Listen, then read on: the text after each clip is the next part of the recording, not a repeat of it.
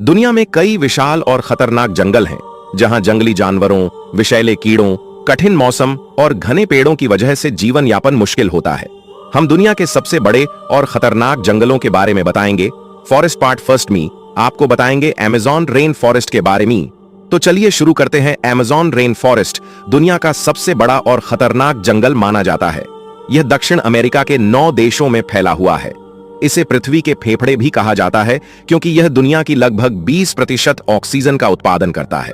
Amazon जंगल इतना घना है कि इसमें आसानी से रास्ता भटक सकते हैं। सूरज की रोशनी भी कई जगहों पर जमीन तक नहीं पहुंच पाती, जिससे दिन में भी अंधेरा बना रहता है। यह जंगल हजारों प्रकार के जहरीले सांपों और मकड़ियों का घर है, जिनके एक डंक से इंसान की मृत्यु हो सकती है। अमेज़न जंगल जितना खूबसूरत है, उतना ही खतरनाक भी है।